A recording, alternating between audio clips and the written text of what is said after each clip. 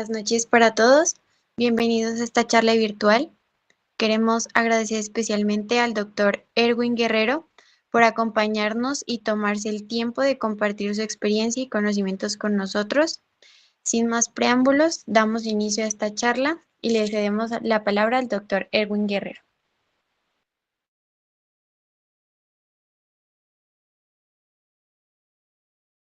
Bueno, buenas noches muchachos.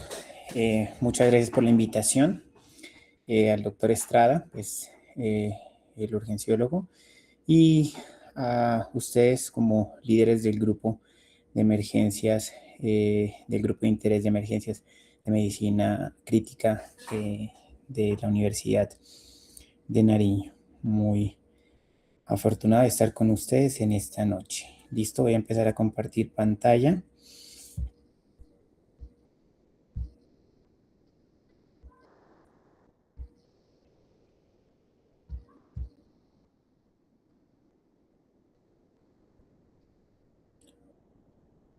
Bueno, si ven la presentación, me confirman, por favor. Sí, doctor. Bueno, vamos a ver lo que es el tromboembolismo pulmonar. Es algo para hacer un repaso rápido de todo esto y de evidenciar la nueva guía que ha salido en el 2026 para el abordaje clínico, más que todo una actualización acerca de la clasificación, porque el manejo sigue siendo prácticamente el mismo, pero nos han cambiado las clasificaciones y nos hacen mucho énfasis en el tratamiento rápido y oportuno. Vamos a ver algo rápidamente de qué vamos a tratar esta noche.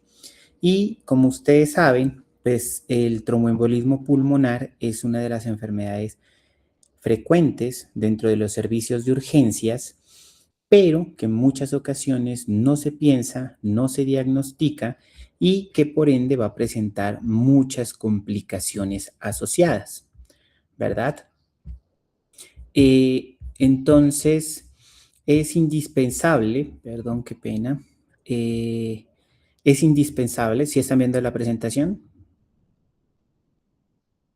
no sé Sí, qué está doctor. pasando aquí. Sí, en pantalla grande, sí. Sí, doctor. Y es algo complicado por la variedad de síntomas y signos, como lo vamos a ver más adelante, ¿verdad? Hacemos referencia a tromboembolismo pulmonar cuando tenemos una oclusión parcial o completa, ya sea de la arteria pulmonar en sus ramas principales o en sus ramas segmentarias. La epidemiología es un poco difícil de observar y difícil de analizar, ¿verdad? Tenemos reportes estadounidenses, tenemos reportes europeos, en los cuales podemos llegar de 100 a 200 casos por cada 100,000 personas. Las estadísticas europeas son casi las mismas. En Asia hay una disminución de estas incidencias, ya sea por la disminución de factores de riesgo, como lo vamos a ver más adelante, y hay una incidencia menor en pacientes de menos de 50 años, que llega a ser a casi 50 personas por cada 100,000 habitantes, pero si nos damos cuenta se multiplica casi por 7 veces cuando los pacientes tienen mayores comorbilidades asociadas como diabetes mellitus, enfermedades cardiocerebrovasculares, cuando tienen antecedentes quirúrgicos y cuando son pacientes obesos y mayores de 75 años. ¿Por qué es un problema el diagnóstico y el tratamiento temprano de esta enfermedad? Porque si no se trata, la mortalidad puede alcanzar hasta el 25%, a diferencia de si se hace un diagnóstico temprano, en donde en unidades de cuidados intensivos y en centros de alta experiencia llega únicamente del 1 al 3% con el tratamiento oportuno. Desde el 2022 se dice que es la tercera causa de muerte cardiovascular, después del infarto agudo de miocardio y de la enfermedad cerebrovascular. Entonces sí tenemos que tenerla en cuenta diagnosticarla temprano, saber qué vamos a hacer con estos pacientes y saber si tenemos un signo o un síntoma que no es característico, no podemos ni confirmar ni descartar la enfermedad si no hacemos un análisis integrado con todo esto. En Colombia, pues la mortalidad alcanza casi el 15%. Son registros sacados de RIPS, son registros que tenemos acerca de las mortalidades de estos pacientes, en donde tuvieron inestabilidad, paros cardíacos, y el diagnóstico que se tuvo de registro de muerte es tromboembolismo pulmonar como primera causa.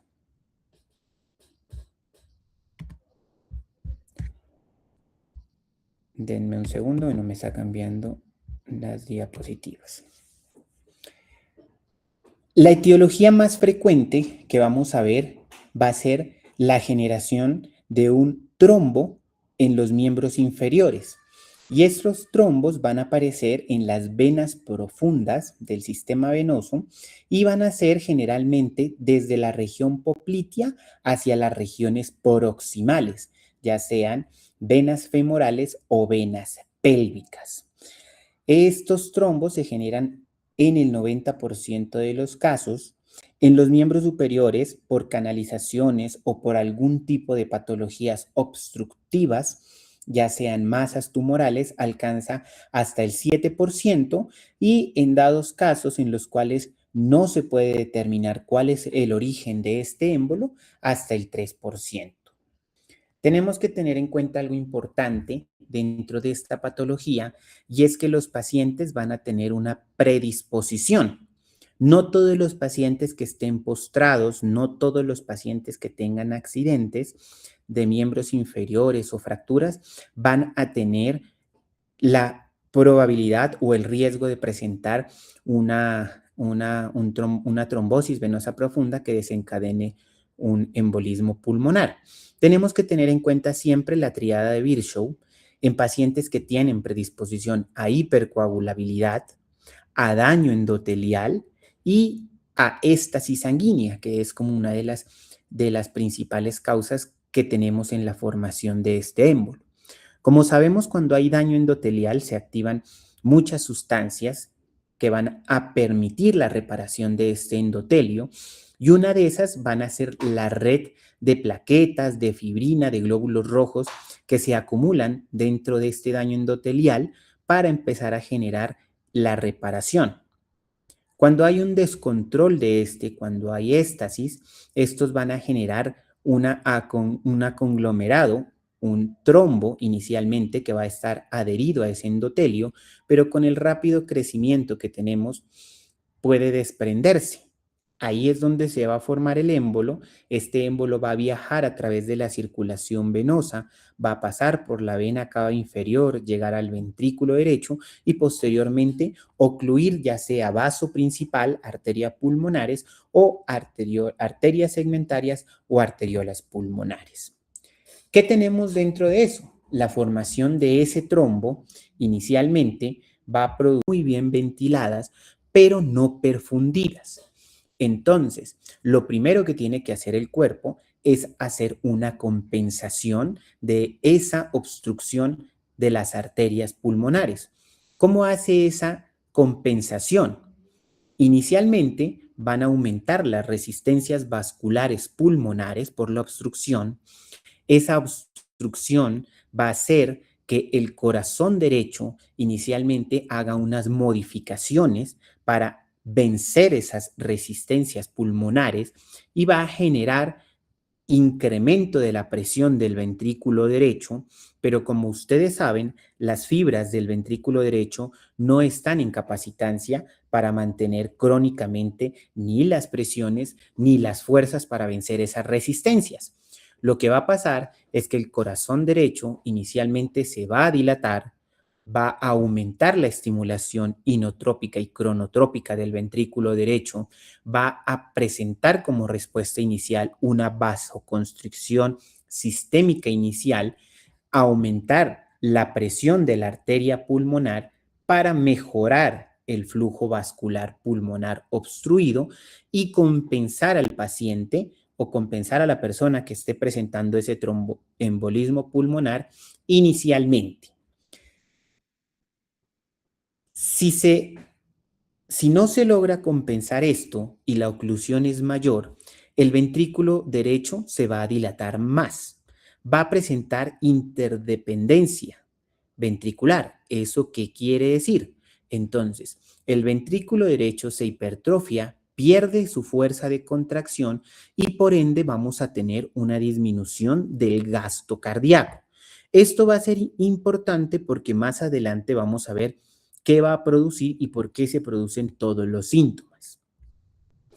Con este aumento y dilatación del ventrículo derecho, que ha perdido su fuerza de contracción posteriormente, se va a presentar una insuficiencia de la válvula tricuspidia, ¿verdad? El ventrículo se dilata, la válvula es insuficiente, aumenta la tensión de la pared libre del ventrículo derecho, hay activación neurohumoral. Ustedes saben, la activación del sistema simpático y parasimpático para intentar compensar.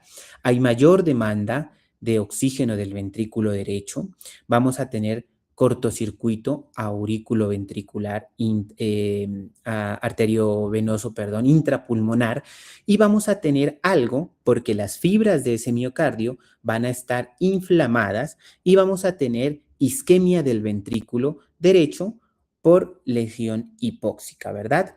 Con todo esto, el ventrículo derecho no puede soportar esas cargas, baja la contractilidad del ventrículo derecho, el ventrículo derecho va a estar muy dilatado, se baja este gasto y vamos a tener una pérdida de la precarga del ventrículo izquierdo. ¿Por qué? Una es que la dilatación del ventrículo derecho hace que su ventrículo izquierdo esté disminuido de tamaño, baje su precarga. Pero la otra cuestión es que vamos a tener que no le está llegando la suficiente volumen de precarga al ventrículo izquierdo para que pueda eyectar.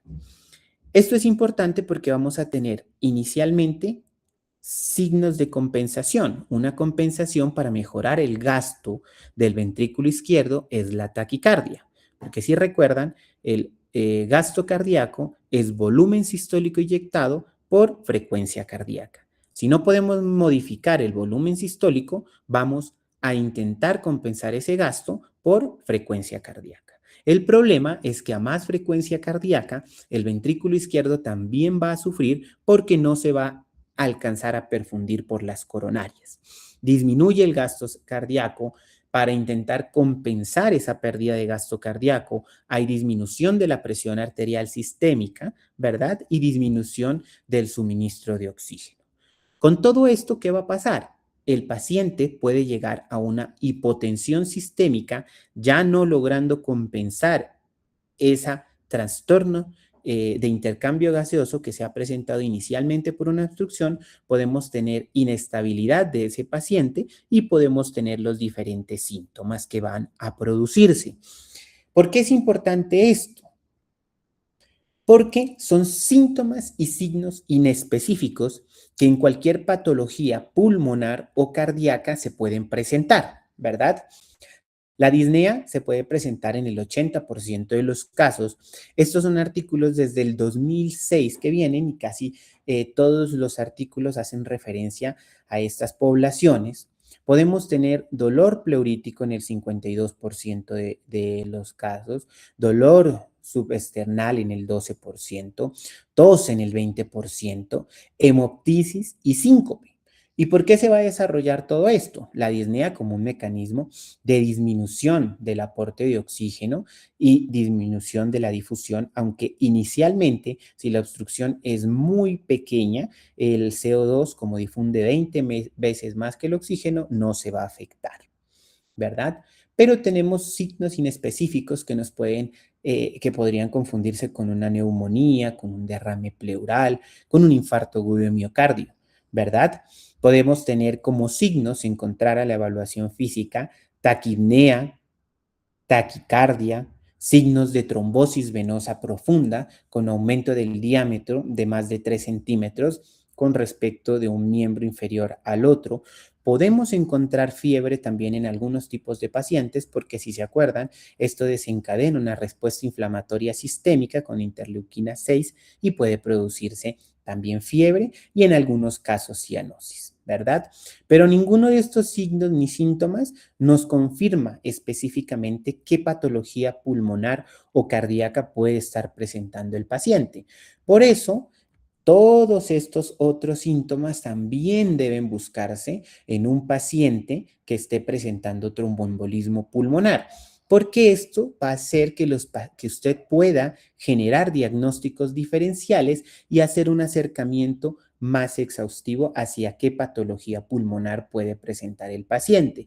No todo siempre sibilancias es asma o EPOC, porque podemos tener descompensaciones y sibilancias por edema agudo de pulmón. No todos los estertores son neumonías, ¿verdad? No toda ingurgitación yugular va a ser falla cardíaca tampoco. Cuando hay sobrecarga del ventrículo derecho podemos tener también esos signos y hay que buscarlos. ¿En qué se enfoca entonces esta guía que tenemos recién salida? Entonces, en reconocer la predisposición de esos pacientes y vamos a hacer enfoque siempre en las tablas y en las escalas de riesgo que tenemos.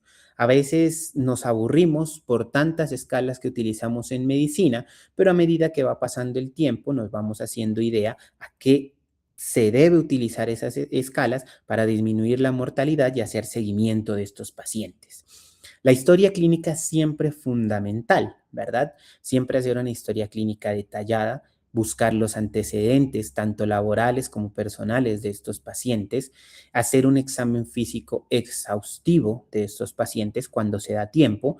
Vamos a tener pruebas de laboratorio con paraclínicos de rutina y más adelante vamos a ver imágenes diagnósticas precisas y estándares que ya están estipulados desde hace mucho tiempo, que han sido estudiados y que tienen una validación en muchos centros.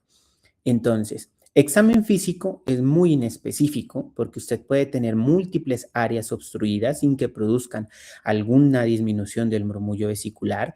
Esto va a depender de qué tan experto sea usted en patologías pulmonares. Vamos a tener en algunos casos roce pleural, ingurgitación yugular y reforzamiento del segundo ruido cardíaco. Entonces, ¿a qué hacemos referencia cuando necesitamos saber si el paciente tiene o no tiene predisposición? Para eso se han establecido estas escalas de riesgo, ¿verdad? Siempre que usted tenga una sospecha de tromboembolismo pulmonar, que está pensando que su paciente tenga esta patología, tiene que aplicar estas escalas. Unas escalas que son clínicas y otras escalas en las cuales puede utilizar algunos paraclínicos. La escala de Wells, de ustedes ya muy conocida, que valora 7 ítems y que a cada ítem le da un valor agregado. Ya saben, TEP como diagnóstico más probable, que el paciente tenga signos de trombosis venosa profunda. ¿Qué es eso? Que tenga un aumento del diámetro de la pierna, medido desde la pantorrilla a 5 a 10 centímetros hacia abajo y que este diámetro sea mayor de 3 centímetros. Preguntar al paciente si ya ha tenido o no ha tenido TEP o trombosis previas, si tiene taquicardia sinusal más de 100, si ha tenido en las últimas 4 semanas inmovilizaciones, si tiene cáncer tratado en los últimos 6 meses y si el paciente ha tenido hemoptisis. Con eso usted lo va a clasificar y le va a dar un riesgo bajo, intermedio o alto, dependiendo de la puntuación que usted obtenga, ¿verdad? Igual con la escala de Ginebra, que vamos a hacer la misma puntuación, pero esto va a incluir algo más que son los gases arteriales y la edad del paciente, si el paciente tiene o no tiene atelectasias y elevación del diafragma. De acuerdo a lo que usted interrogue y de lo que calcule con los gases arteriales, puede tener una alta, intermedia o baja probabilidad, ¿verdad? Y también tenemos una probabilidad pretest. Esto sirve no para confirmar ni para hacer diagnóstico, sino para descartar. Esta es la escala pretest de PERC en la cual a usted le preguntan si el paciente cumple o no cumple con los siguientes criterios. Si cumple con los criterios que estamos aquí si tiene edad de menor de 50 años, si no tiene taquicardia, si la saturación es más de 94, si hay ausencia de edema, si el paciente no tiene hemoptisis, si no ha tenido trauma o cirugía, sin previo diagnóstico, si tiene un PERT de 0 y un dímero D, que es lo que vamos a ver en estos momentos, descarta el TEP, una sensibilidad del 96 al 100%, ¿verdad? Pero si usted está sospechando TEP, ya sea de baja o alta probabilidad con la escala de Wells o escala de Ginebra, tiene que hacer algo y tiene que hacer determinar la probabilidad. Esa probabilidad baja o intermedia tiene que hacerle un dímero D. Ustedes ya saben, el dímero de un producto de degradación cuando se están produciendo trombos y es un marcador que nos va a dar la probabilidad de que esté produciéndose un proceso de coagulación y por eso esta degradación. Ya sabemos que si tiene probabilidad baja o intermedia, hacemos dímero D o escala de Jeers en mujeres embarazadas, o con probabilidad alta, inmediatamente nos vamos al gol estándar, que es el angiotac. Anteriormente teníamos un punto de corte y era 500 miligramos por decilitro. Hay múltiples estudios que nos dicen cuando la probabilidad clínica es menor del 50%, entonces con un dímero menor de 500 en pacientes menores de 50 años se excluye el TEP. Pero con la edad se ha determinado que los cortes del dímero D pueden incrementarse. Múltiples estudios ya validados han determinado que para mayores de 50 años el punto de corte va a ser multiplicar la edad por los años. Entonces, si tenemos un paciente de 55 años, su punto de corte ya no es 500 nanogramos sobre mililitros, sino va a ser 500. Hay que tener en cuenta también el resultado del laboratorio, mirar siempre el valor de referencia. Hemos tenido casos en los cuales no se dan cuenta que el valor de referencia no es 500, sino que está en otra escala y es 0,5 y pasan valores positivos inadvertidos. En pacientes embarazadas son 3 criterios por el algoritmo de Jeers y cambia el punto de corte porque ustedes saben que algunas mujeres pueden elevar su dímero D por la misma cuadro de embarazo. Entonces, 3 criterios. Si la paciente tiene TBP, si ha tenido hemoptisis o si tiene como TEP diagnóstico más probable. Si no tiene ningún criterio de Jeers, el punto de corte para estas pacientes es menos de 1000. O sea, el punto de corte se sube para descartar TEP. Pero si el paciente tiene más de un punto de estos, el punto de corte va a ser menor de 500, ¿verdad? El gol estándar de oro cuando tenemos ya sea una probabilidad baja o intermedia con un dímero D positivo, hay que hacerle angiotomografía. O si ya tenemos una escala de Wells con probabilidad alta, le hacemos inmediatamente una angiotomografía, ¿verdad? Anteriormente, los clínicos clásicos hablan de hallazgos en las radiografías de tórax, ¿verdad? Signo de Westermarck, que se mira una zona hiperlúcida en el pulmón, más que todo donde está presentando el tromboembolismo pulmonar el paciente por mayor área de ventilación. La joroba de Hampton, ¿verdad? Que la tenemos en esta región subpleural, que también hace signo de tromboembolismo pulmonar o infarto pulmonar. Y el signo de la paila, que es una prolongación de la arteria pulmonar más visible en la radiografía de tórax.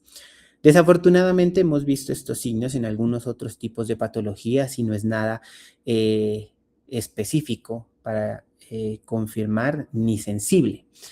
Para eso, múltiples estudios ya lo han determinado y es la angiotomografía pulmonar con protocolo de TEP.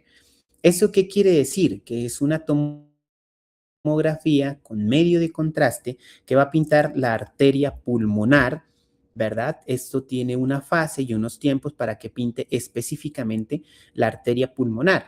Y es el estándar de oro cuando tenemos una probabilidad intermedia con dímero de positivo, una probabilidad alta de tromboembolismo pulmonar.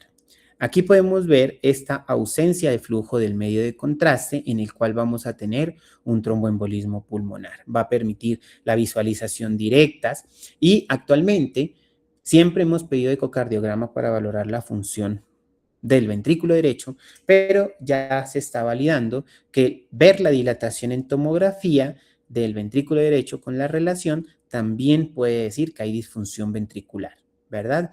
Y sí va a permitir descartar absolutamente la embolia pulmonar.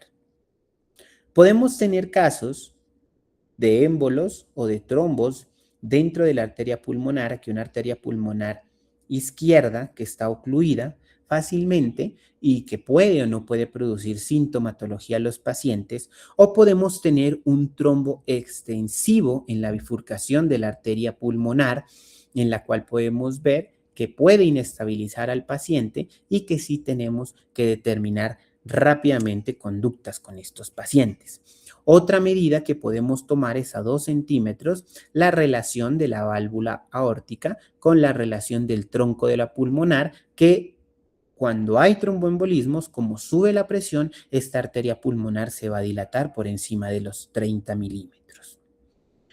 Cuando hay contraindicaciones para realizar la angiotomografía, como en pacientes con falla renal, con alergias al medio de contraste o pacientes embarazadas, no lo tenemos en todos los servicios, pero podemos hacer una gamografía ventilación-perfusión con 3 resultados.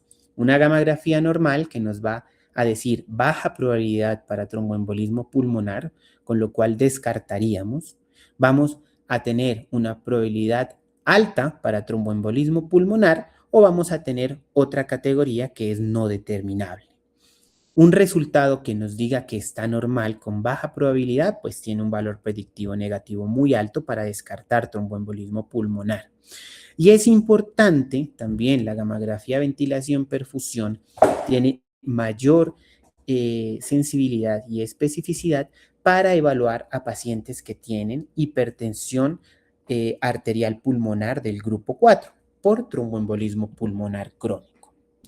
Otra ayuda diagnóstica que tenemos en pacientes que sospechamos tromboembolismo pulmonar porque nos llegan con disnea, con taquipnea, con disfunción en el intercambio gaseoso y no les podemos realizar angiotomografía ni gamografía, podemos hacer una ultrasonografía de miembros inferiores para determinar si el paciente tiene o no tiene trombosis venosa profunda.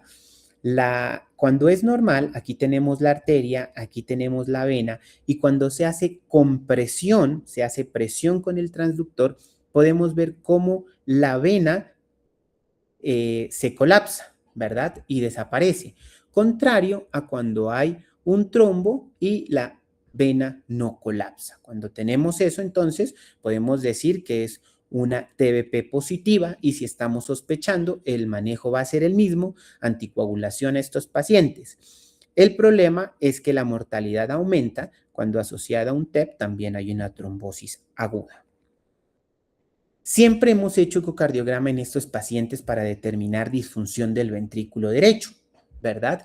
Y en pacientes que estamos sospechando, como lo habíamos visto en la fisiopatología, como hay un aumento de la precarga del ventrículo derecho, disfunción de la válvula tricuspidia, esa presión va a hacer que estos miocitos tengan sufrimiento por falta de oxígeno y va a producir algo que es una hipoquinesia de la pared libre del ventrículo con una contracción adecuada del ápex. Este signo se conoce como el signo de McConnell y significa, tiene alta sensibilidad para tromboembolismo pulmonar, pero no descarta también que sea algunos otros problemas como hipertensión pulmonar, ¿verdad? Entonces es sobrecarga del ventrículo derecho.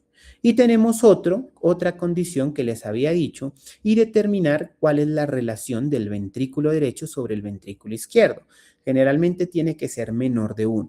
Cuando hay una relación que la podemos medir ya sea por ecocardiografía o por la tomografía que le hemos hecho, nos aumenta la probabilidad para sobrecarga del ventrículo derecho y sospechar lo que tenemos aquí, un tromboembolismo pulmonar, ¿verdad?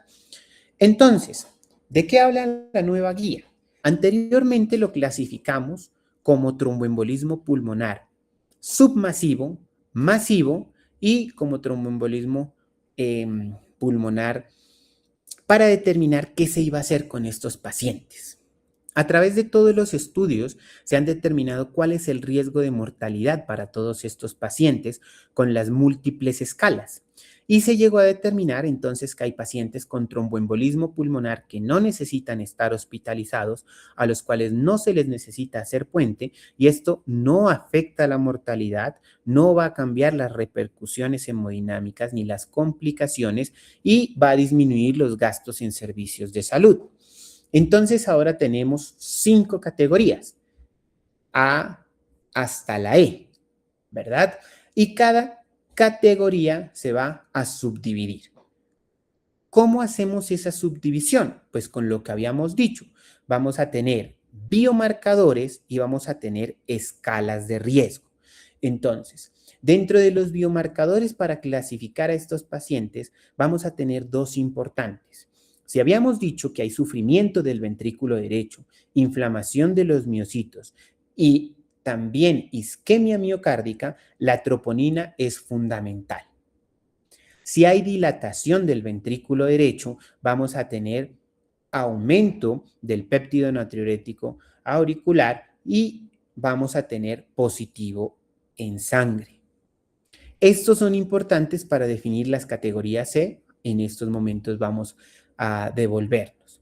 Y hay un nuevo criterio de inestabilidad en estos pacientes que es para la categoría D y es la hipoperfusión, medida a través del lactato, a través del bajo gasto urinario y a través de la insuficiencia renal aguda que presenten estos pacientes por hipoperfusión y nos dice que tenemos que estar más pendientes.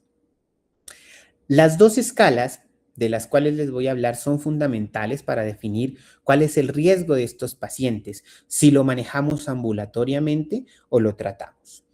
Estas son escalas que se llama el índice de severidad de la embolia pulmonar y el índice simplificado. Si podemos ver aquí, son los pacientes que tienen mayores factores de riesgo para desarrollar émbolos.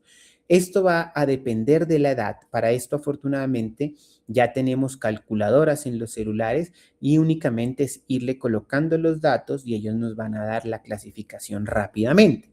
Dependiendo de la edad, dependiendo si el paciente es masculino, si ha tenido historia de cáncer, si ha tenido historia de falla cardíaca, de enfermedad pulmonar crónica, si la frecuencia es mayor de 110 por minuto, si tiene una presión arterial sistólica menor de 100, si la frecuencia respiratoria es mayor de 30, si tiene alteración del estado mental por hipoperfusión, si la saturación es menor de 90 y vamos a determinar 5 clases, ¿verdad? Como tenemos todo esto, también tenemos el simplificado que nos va a decir si el paciente tiene bajo o alto riesgo únicamente. Si tiene 0 puntos de esto, decimos riesgo bajo. Y si ya solo tiene un punto de estos, ya lo vamos a clasificar como alto.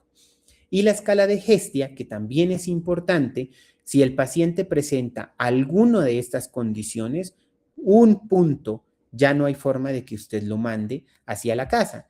Obviamente, si el paciente tiene inestabilidad hemodinámica, si el paciente tiene que aplicarle trombolisis o embolectomía, si el paciente tiene alto riesgo de sangrado, si ha utilizado oxígeno más de 24 horas, si el paciente ya venía anticoagulado y tiene una nueva trombosis, tromboembolismo pulmonar, si ha requerido analgesia por dolor, si ya ha estado hospitalizado más de 24 horas, si tiene una falla renal con tasa glomerular menor de 30, si hay disfunción hepática severa y si la paciente está en embarazo o ha tenido trombocitopenia por heparinas, ya no se pueden mandar ambulatoriamente. Entonces, vamos a tener ya, como lo vimos, aplicando la escala de PESI y la escala de Hestia. Si no tenemos ningún punto y un PESI bajo, entonces lo vamos a clasificar como riesgos bajos. Estos dos, dependiendo de cuál sea, si el paciente, el subclínico se va a caracterizar por una cuestión, y es que el paciente no ha tenido síntomas, ningún síntoma, ningún signo, y por algún motivo se le hizo una angiotomografía y descubrieron que tiene un embolismo pulmonar, ¿verdad? Estos se tratan y se mandan ambulatoriamente. Los pacientes a los cuales le diagnosticamos un tromboembolismo pulmonar con un PESI bajo, o sea, 0 puntos, o un ESTIA o un PESI clase 1, clase 2 y un GESTIA de 0 puntos, los podemos mandar a la casa. El problema es cuando ya tenemos un tromboembolismo pulmonar diagnosticado y tenemos biomarcadores normales, ventrículo derecho dilatado con biomarcadores positivos o los dos positivos, ¿verdad? Esto ya es un riesgo elevado. Falla incipiente por hipoperfusión. Entonces, aquí es donde ya aparece el lactato. La D1, una hipotensión transitoria que mejora con la administración de líquidos. Y el D2, un paciente con choque normotenso. ¿Qué es eso? Lactato mayor de DOT, bajo gasto urinario o que esté presentando insuficiencia renal aguda. Y ya el que conocemos y el que la mayoría trombolizamos, la falla cardiopulmonar con un choque cardiogénico o que haya presentado un paro o un choque refractario. Debido a eso, entonces, nos facilita las cosas para manejar a estos pacientes. Categoría A y B, los que son asintomáticos y se les descubrió tromboembolismo pulmonar por alguna causa, los que son sintomáticos se les diagnosticó intrahospitalariamente, pero tienen un PESI bajo o un STIA de 0, entonces vamos a anticoagular a estos pacientes y podemos iniciarle directamente DOAC, apixaban, rivaroxaban, dabigatran. Ya cuando tenemos categoría C a la D, ya vamos a ver, categoría C, entonces, que eran los pacientes sintomáticos con PESI alto, con disfunción ventricular o con biomarcadores positivos, tenemos que anticoagular a estos pacientes, darles un monitoreo estrecho porque en cualquier momento pueden descompensarse o puede progresar. Y vamos a tener categoría D, en el cual vamos a considerar terapias avanzadas, como trombectomía por catéter o trombectomías abiertas, y la categoría E, que ya va a requerir trombolisis sistémica, embolectomías quirúrgicas, ECMO, que son membranas extracorpóreas de oxigenación. ¿Qué vamos a manejar entonces en estos pacientes? ¿Verdad? El A y el B únicamente ambulatorios. Ya del C para abajo vamos a utilizarlos intrahospitalariamente. Y para estos pacientes, ¿qué utilizamos? Heparinas de bajo peso molecular sobre las heparinas no fraccionadas han evidenciado que tienen el poder de disminuir la recurrencia de trombosis venosa profunda y de tromboembolismo pulmonar. La primera dosis, según las guías, nos dice vía parenteral y después cambiarla a 1 miligramo por kilogramo de peso cada 12 horas. O sea, si usted pesa 60, va a utilizar enoxaparina 60 miligramos cada 12 horas, ¿verdad? Si el paciente tiene falla renal severa o hay inestabilidad, utilizar heparinas no fraccionadas. Después de hacer este puente inicial de 48 a 72 horas, podemos hacer un cambio a mantenimiento oral. ¿Y cuáles son esos? Apixaban, rivaroxaban, dabigatran, ¿verdad? Que han demostrado que no son inferiores a la warfarina, pero que sí tienen menor riesgo de sangrados en todos estos pacientes. Por eso se da la utilización. Si se documenta síndrome antifosfolipídico, no se puede usar sino warfarina, ¿verdad? Las dosis entonces de estos para el rivaroxaban y el apixaban. ¿Por qué es importante? Porque cuando se hace el puente o se hace el cambio o cuando se los manda a estos pacientes, no es lo mismo anticoagular una fibrilación auricular que anticoagular una trombosis, un tromboembolismo pulmonar o una TBP. Para el rivaroxaban vamos a dar 15 miligramos 2 veces al día durante 21 días, seguido de 20 miligramos una vez al día. La anticoagulación puede ser de 3 a 6 meses, dependiendo de cómo evolucione clínicamente el paciente. Y el apixaban son 10 miligramos cada 12 horas durante 7 días y después 5 miligramos cada 12 horas, ¿verdad? Después de los 6 meses sí se puede ajustar las dosis.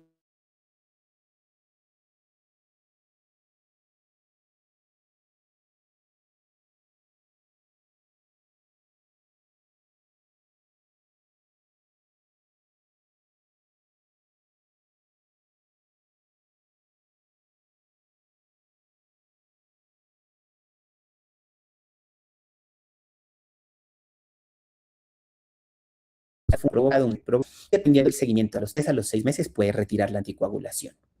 Si el paciente ya ha presentado recurrencia de tromboembolismo pulmonar, usted puede extender la anticoagulación. Y si no ha encontrado causa de la trombosis venosa ni del tromboembolismo pulmonar, es mejor que usted deje anticoagulación indefinida por el alto riesgo de recurrencia y de morbimortalidad de estos pacientes. En los pacientes inestables, o sea que ya vamos a pasar a la categoría E, que son los pacientes que tienen choque cardiogénico, los pacientes que han presentado paro cardíaco, que están en choque refractario, tenemos que hacer una reperfusión inmediata. Son los únicos pacientes que riesgo-beneficio se benefician de trombolisis, ¿verdad? Entonces, actúa más rápido, va a disminuir inmediatamente la presión de la arteria pulmonar y la resistencia vascular pulmonar y van a disminuir esa sobrecarga del ventrículo derecho. Mayor eficacia cuando estos pacientes se les inicia en menos de 48 horas y asociadas a heparinas van a reducir la mortalidad y la descompensación hemodinámica a los 7 días.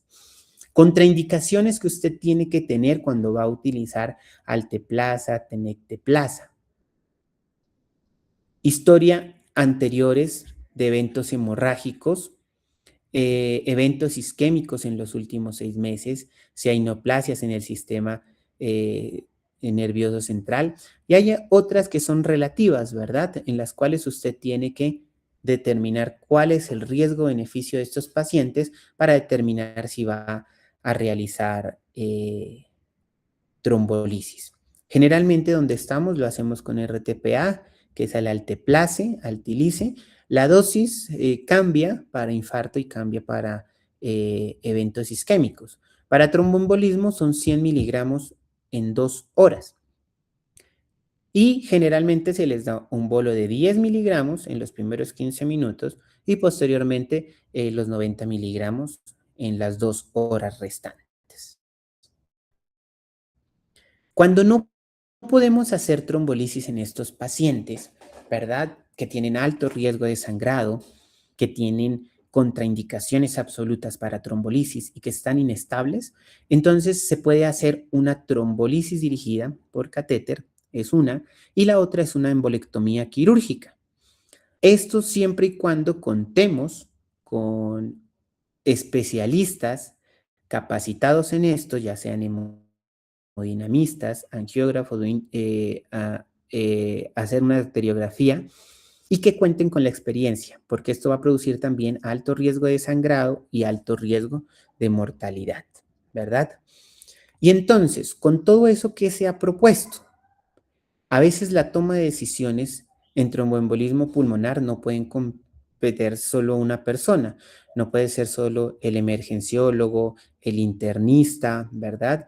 El intensivista que esté a cargo de esos pacientes, sino se ha establecido que debe ser un equipo multidisciplinario. Esto en los grandes centros sí existe.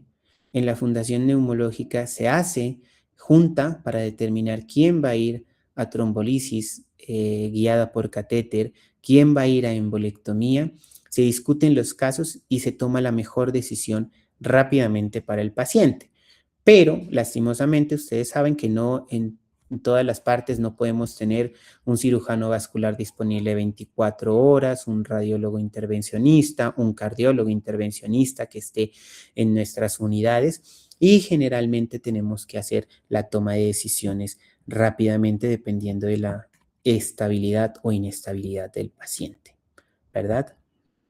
Entonces, para terminar, solo era un repaso y determinar que el TEP es una patología de consulta frecuente, que a veces es muy difícil de diagnosticar por la variedad de síntomas y signos que tienen estos pacientes.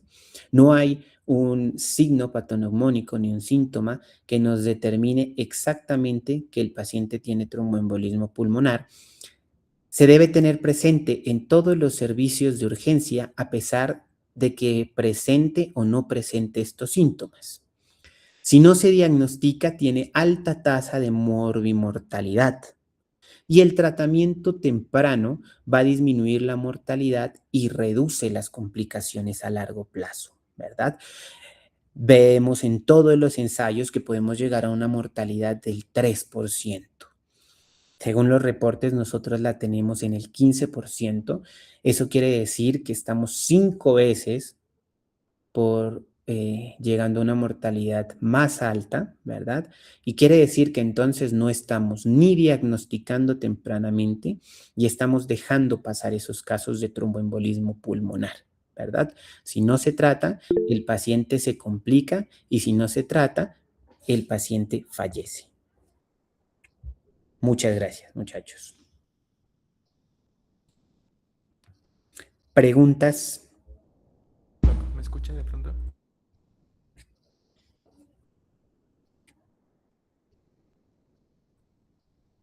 Daniel Lozano.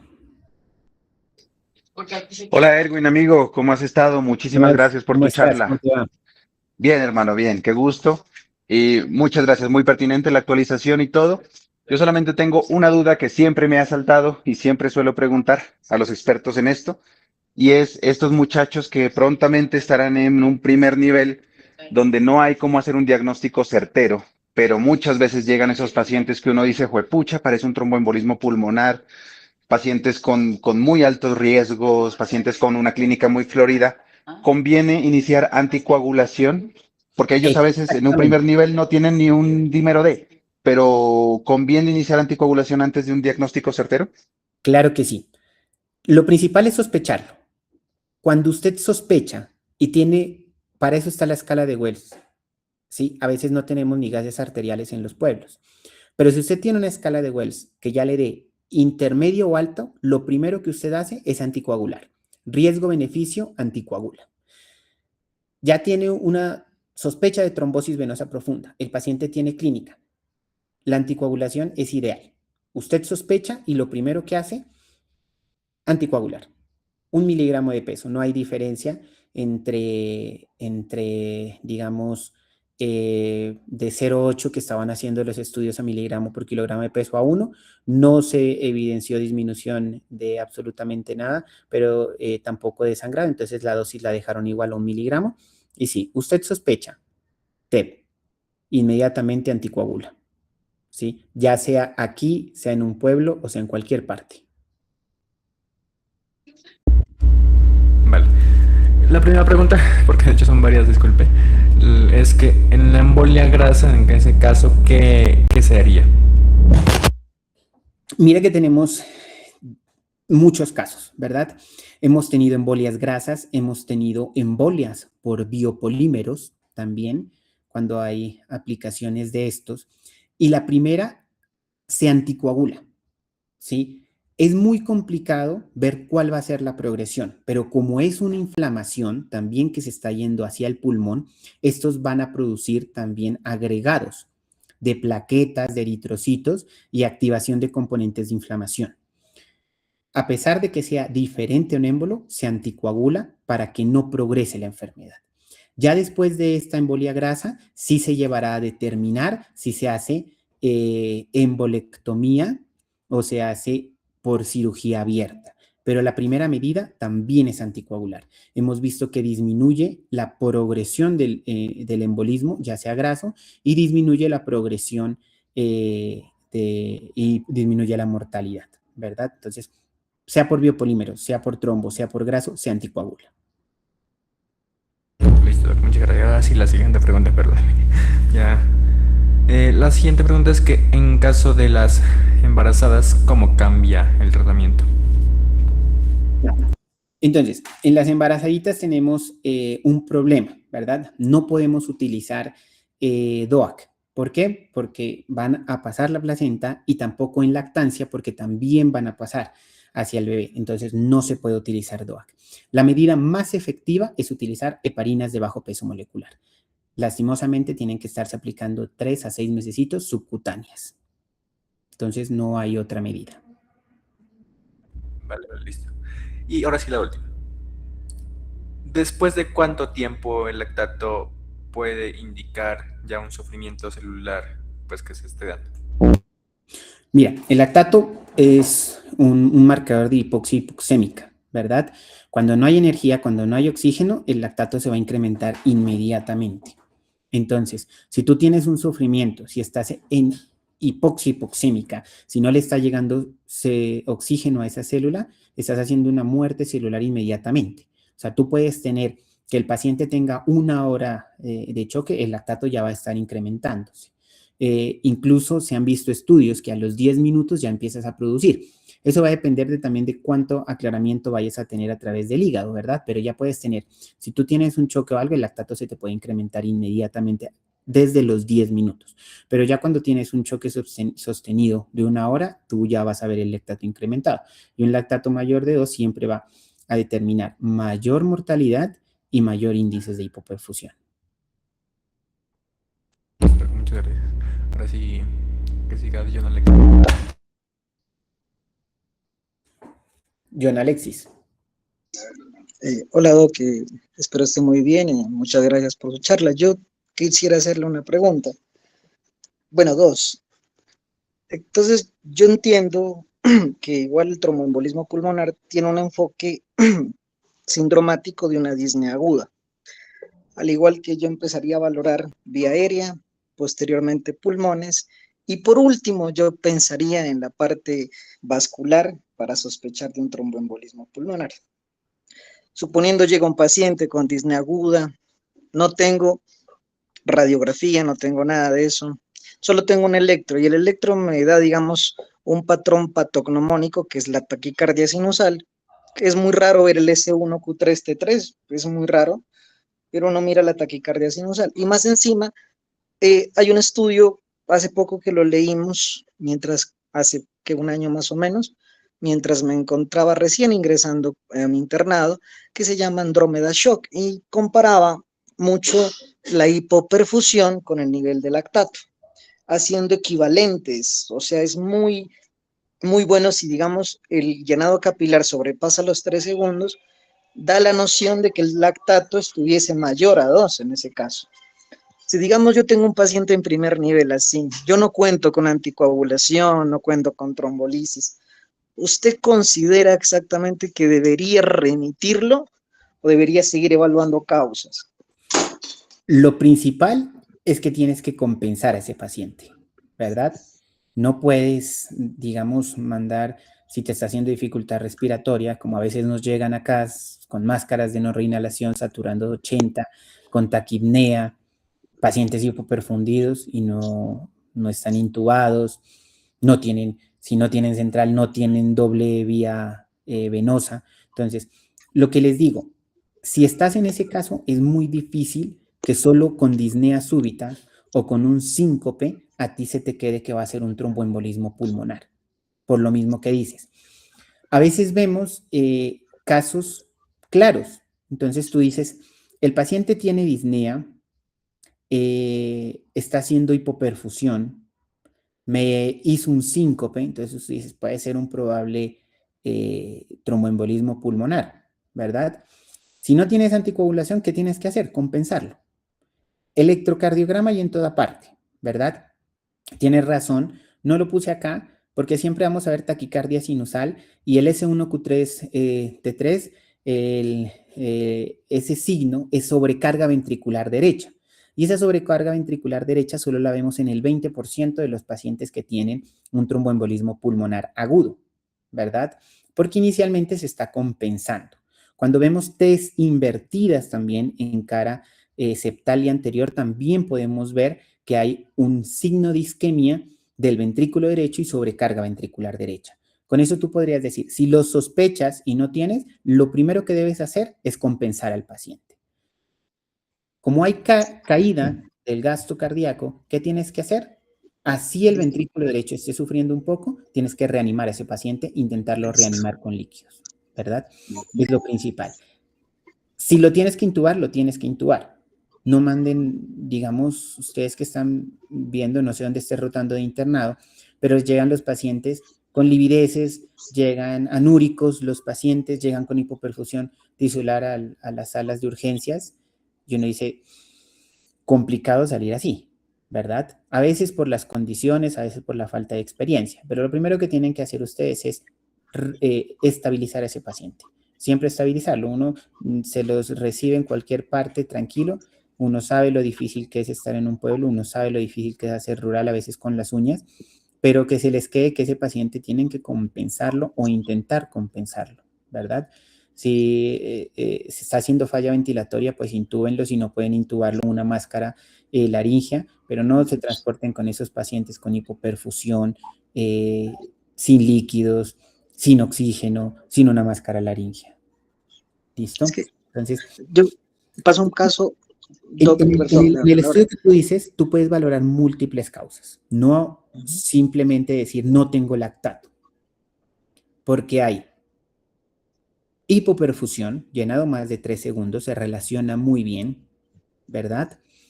Y si tú dices está hipoperfundido el lactato, pues obviamente ese paciente está haciendo ya un componente circulatorio excesivo. Entonces, si tú únicamente palpando el dedo, que a veces nos olvidamos, ¿sí? Lo primero que uno llega a hacer es, a ver, muéstrame el dedito, Tim. ¿Ve esa hipoperfusión? Tú ya vas a decir, se relaciona muy bien con hipoperfusión. Si no ha orinado el paciente, si esa orina está concentrada y tú solo ves 50 cc y que tiene una oliguria o una anuria, entonces tú dices, el paciente está hipoperfundido, no le está llegando suficiente flujo a ese riñón para que filtre orina. Entonces, por eso es importante la clínica, por eso es importante la valoración. A veces no todo es paraclínico, ¿verdad? Entonces, sí nos ayudan a confirmarlo y sí es digamos, el gol estándar, el angiotac, pero no en todos los pueblos vamos a tener.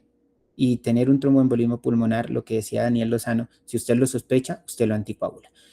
Y si tenemos prácticamente enoxaparina o heparinas no fraccionadas en todas partes. Entonces, Es que, si usted piensa eso, lo anticoagula inmediatamente y lo manda.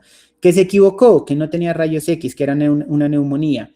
Pues bueno, usted pensó que podía ser un tromboembolismo pulmonar por la clínica, porque además la clínica es inespecífica. Entonces, lo pensó. Hemos tenido pacientes que nos mandan con sospechas de neumonías y son infartos pulmonares. Bueno, se nos pasa, ¿sí? Pero lo importante es anotar todo y pensar posibles diagnósticos diferenciales. Entonces, siempre estar pensando en esas cosas y pensar que no solo se puede tratar. El pulmón es muy difícil, el pulmón es complicado porque el pulmón se manifiesta de muchas maneras diferentes. Y usted puede tener lo que les decía, disnea en asma, disnea en hipertensión pulmonar, disnea en EPOC, disnea en fibrosis pulmonar, disnea en TEP, tos en todas las patologías, expectoración en bronquiectasias, expectoración por otras causas. Entonces puede tener muchas cosas, pero sí tiene que hacer un enfoque clínico exhaustivo. Si usted ya lo ve al paciente con ingurgitación yugular, si ya lo ve que está haciendo signos de falla y toda la cuestión, usted ya dice, hay una sobrecarga ventricular derecha tremenda, ¿verdad? Ya está haciendo un cor pulmonar secundario a cualquier patología. Lo importante es que la piense, que la sospeche y que la trate adecuadamente. listo, vale, doc, muchas gracias. Yo, es que me pasó un caso, yo estoy trabajando en primer nivel y pasó un caso en particular. Pues yo lo remití y sí vio que tuvo un tromboembolismo pulmonar, pero fue ya masivo y hablé mucho con uno de mis profesores de mi internado en Unicauca y me decía que era muy importante eso que le decía el llenado capilar. Dijo, suele darse ya en cuando son masivos y compara con el lactato, me decía. Entonces me dio mucho porque también a veces esos pacientes de la nada se ponen bien y les da lucidez terminal, o sea, se ponen bien y pum, mueren. Más me surgía la duda por eso. Le agradezco mucho, muy amable. Bueno, listo, John.